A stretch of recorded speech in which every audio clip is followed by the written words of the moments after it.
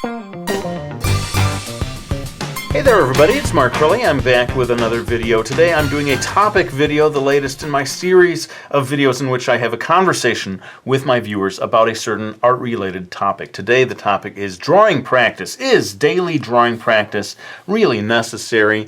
Is it essential to your progress as an artist? I put out the question last week to my viewers and got some really great comments. As I respond to these comments, I am going to be doing a little drawing practice of my own, practicing drawing hands, which is something that I am always in need of practice. I think all of us can relate to that. It's such a tricky thing to draw. So that's just to give you something to look at as I work or as I respond to some of the really great comments that I got in response to my question about, is drawing practice really necessary? And the first batch will be generally supportive of drawing practice. This one from Nightmare's Edge. I don't believe anyone gets better by not practicing. That doesn't mean drawing a bunch of finished images. That means finding something specific to get better at, looking at said thing, and drawing a million different versions of it. And I thought this one was a good one to get started with, because I believe that is a great way of practicing, sort of focusing on something that you want to get better at, like drawing hands, for example. Today I'm going to be focusing on that, and maybe exaggerating a little there to say drawing a million different versions of it. If you can get to a million, yes, you will almost certainly master that topic. But even if you drew 100 different hands, or 100 different horses, let's say, did 100 different drawings of horses, you're going to get way better at drawing horses. And I think, generally speaking, that's what I think of when I think of drawing practice, focusing on a certain thing that you want to improve on, or a certain technique maybe, as opposed to finished artwork. So let's move on to this next one from Mr. Boxy. Drawing is not like riding a bicycle where you'll just never forget how to do it. It's more like basketball, where you constantly have to practice to get better. I thought this was sort of interesting in terms of relating it to that old idea about, it's like riding a bicycle, you never forget. This person's saying, well, drawing is not like that. If you don't practice regularly, you may sort of forget, or you may get a little rusty. So I thought that was an interesting one to consider. But I did think maybe that cyclists, people who are very serious about bicycling, might say, well, actually, you need to practice with riding a bike as well. Who knows, depending on what your goals are as a cyclist. So who knows. Anyway, that I thought was an interesting point of view there, certainly with basketball. I don't see how you're going to get better at basketball by not practicing, or just sort of sitting around thinking about basketball. I don't think that's going to cut it. You got to get out there and practice. This next one from Osiris, or Osiris. I think practice is necessary. It gives you a place to make mistakes. I think making mistakes is what we should aim for. We know that there's no one way of drawing. By making mistakes, we'll know what not to do. I liked this one in terms of focusing on how drawing practice is your sort of safe space for making mistakes, for getting it wrong, and that making mistakes is actually an important part of the process. If you're trying to be perfect all the time, you're never going to learn from the mistakes. I mean, that's just sort of basics to almost any endeavor. And that I never really thought of it that way, but practice is your time to make the mistakes. When you get on to doing fully published work or whatever later on, maybe at that point you can't afford to be making mistakes. You need to be getting it right for publication or whatever. So drawing practice is your time when it's okay to make mistakes. In fact, you might even be welcome the mistakes, as they will teach you. Observing and fixing the mistakes will help you to get better. Now we turn to the next set of comments that is maybe not against the idea of drawing practice, but more along the lines of saying, maybe it's not all it's cracked up to be. or let's, anyway, have a different point of view about practice here. This one from Sam Be Awesome. I don't think practice is necessary. If you want to create art for the sake of art, because you enjoy it, or for whatever reason, you don't have to. You don't have to practice, I guess is what Sam there was saying. Did you hear my dog? My dog is agreeing, I think. Not every artist strives for improvement, and that's okay. I thought that's interesting. That's actually quite a bold statement there. Not every artist strives for improvement. Oh boy, Joy, my corgi, is really getting into the video this week. I think there's a squirrel out there. Anyway, so yeah, this idea that, not every artist strives for improvement. Maybe you don't want to get so much better than you were before. Maybe it's enough to just have fun drawing. So I wanted to at least include one point of view that sort of questioned the whole necessity of practice. It sort of depends on what your goals are, I guess is what Sam Be Awesome would say. Maybe you're just drawing for the fun of it. And you don't want to feel the pressure of constantly improving. Boy, this video is going to hold the record for a Joy barking during the course of the vid. But I am not going to hit the pause button. We're just going to let Joy be part of it. Now I'm starting to wonder, will all that barking show up in the audio? Because if it doesn't, you'll think I'm insane. Let's move on to number 5 from Blake's Frost. I think theory is as important as practice. You can't practice what you still don't know. Interesting idea there, that theory, it's not enough to just sit down with a pencil and a blank piece of paper and start drawing things. You need also the sort of theory, the study maybe. Whether it's watching YouTube videos, seeing someone else do it, you need to sort of get that input before practicing, because otherwise you've got nothing to work on. So I thought it was interesting, this idea that practice is best when it's done in combination with theory, as Blake's Frost put it, or study, or other ways of approaching your improvement in art that are not directly related to drawing, to actual drawing. That practice needs to maybe be part of an array of different activities that you're doing that all come together to help you improve. How about if this hand is holding, I was going to say holding a little flower. How about a 4-leaf clover? I found a 4-leaf clover. Now, I didn't set out to practice drawing 4-leaf clovers. So this 4-leaf clover is drawn without reference, folks. Those of you who are experts on 4-leaf clovers, please forgive me if I get it wrong. I should have done this on St. Patrick's Day, huh? That would have been thinking, Crilly. That would have been thinking. Let us continue now on to the next one from Sonia Tyagi, or Tyagi. Practicing to draw something too much will lead to being bored of it, and forcing yourself too much will have you experience burnout and might even make you hate drawing.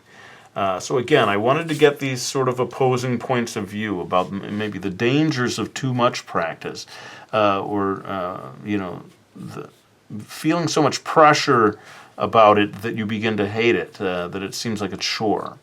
And there were comments, and unfortunately I couldn't really find one, I couldn't fit it in because I wanted to limit it to like 10 different comments or whatever today. But there were comments that stressed the importance of it being fun. If you are having fun drawing, then you don't regard it as a chore, and it may not even feel like practice. You're just sort of playing around and having fun, but that is indeed practice. And maybe the people who really get good at drawing just love it so much that it never feels like, oh, I have to sit down and practice now. They're just not viewing it that way. They're just like, I get to draw. Now, yes, there's nothing else getting in the way. I can finally sit down and draw. I can do this thing that I love doing. And that certainly is... That's certainly the way it was for me and continues to be today. It's something that I love doing. I don't have to say, oh, man, I better do my 1 hour of practice today or whatever. I'm always delighted to pick up a pencil and draw. So let's move on to this next one from Angry Hermit, number 7. Sitting down to draw, whether from imagination, observation, etc., is necessary for improvement. However, I think it is also important to be in a drawing mindset, even when you aren't drawing.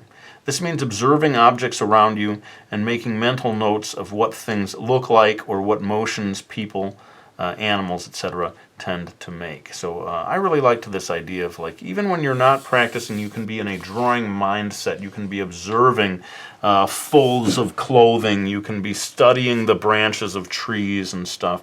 You don't actually have to be physically drawing. And yeah, I mean, that would be really ideal if you could all day long be in a sort of a drawing mindset in which you are continually studying the things around you and sort of maybe thinking in your mind, how would I commit that to paper, you know, oh, so that's, you know, you like just looking at your own hand while you're waiting for a bus or whatever, and just, even though you're not drawing it, studying it and trying to memorize the details. So I thought that was well worth considering, and maybe something we all can strive towards, including me.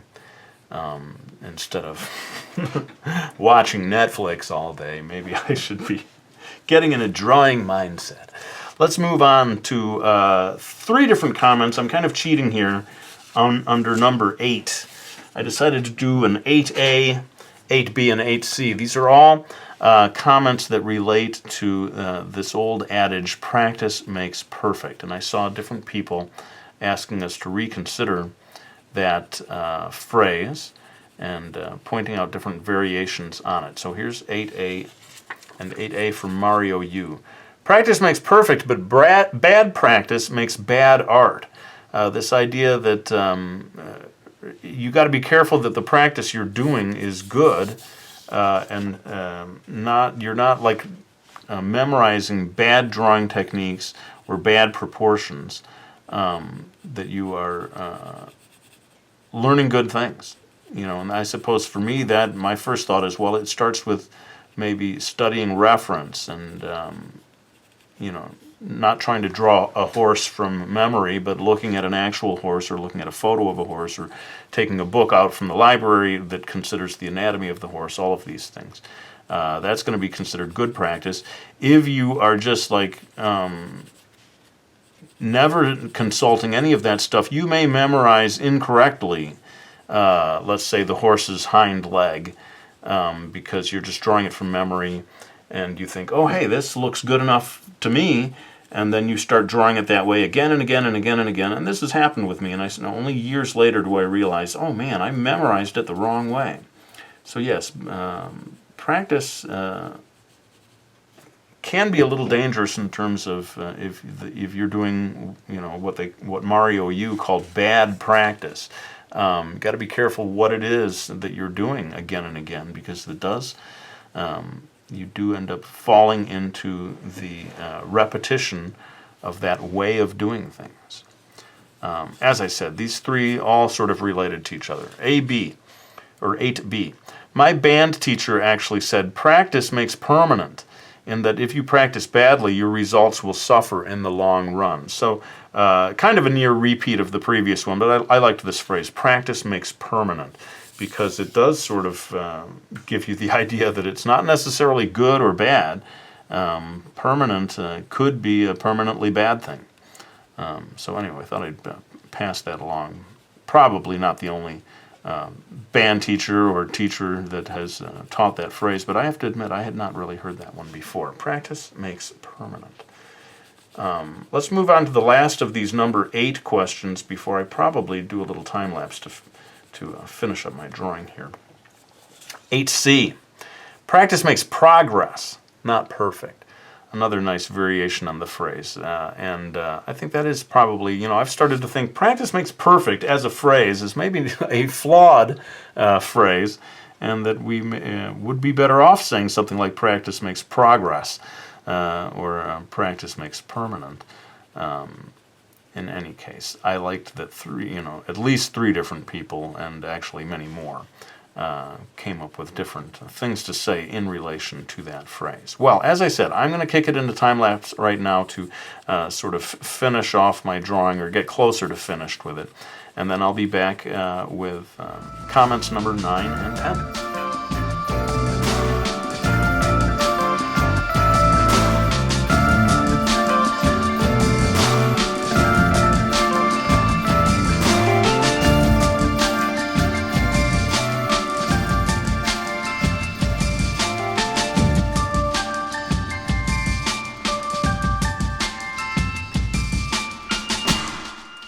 Alright, well, I think I got enough of it done now that I can carry on with the video and wrap things up. This is number 9 from Equus Deventus Ocasus.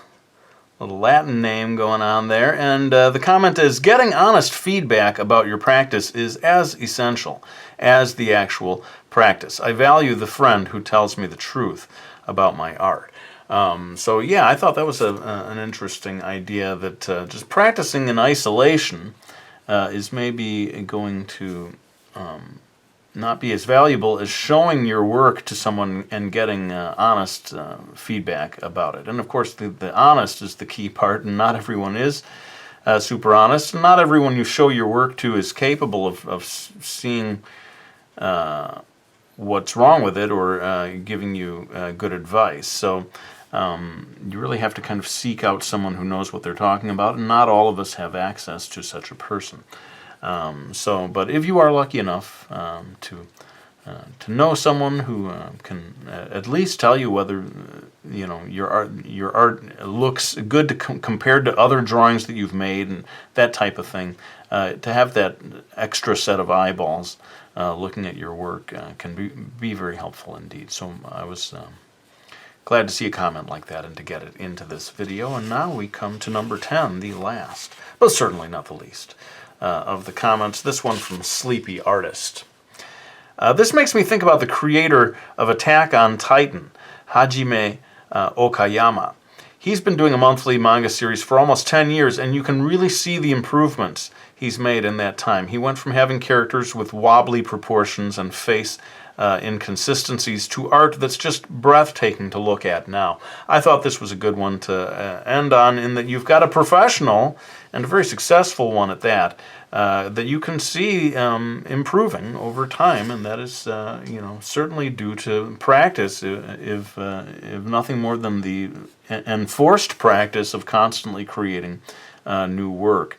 And I think with Brody's Ghost, for example, you can see progress in the way I drew the characters from the very early, like the first time we see them appear in the comic, to by the end of it, I just had become much more familiar with drawing them. I had practiced until I had made progress, let's say, if not got to being perfect. I don't think any of us are going to get there. But that kind of winds things down. I really want to thank everyone for supplying those comments. I really am proud of these videos, these topic videos. I think they are a valuable thing in terms of bringing together not just my thoughts, but the thoughts of the sort of collective mind of all of my viewers. And if this is only just one of the ones that you've seen, I would encourage you to check out the playlist, and I will link to it in the description of this video so that you can see some of the other topic videos in the collection. But for now, I just want to say thank you to anyone who has supported me by getting any of my books, like the Realism Challenge, my book on hyper-realistic illustrations.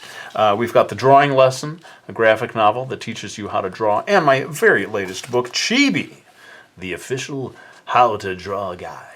This one, very excited to be getting responses from people who've picked this up. I cannot say how grateful I am to you all for your support. But let's go ahead and lay down this pencil. I want to thank you all for watching this video. I really hope you enjoyed it, and I'll be back with another one real soon.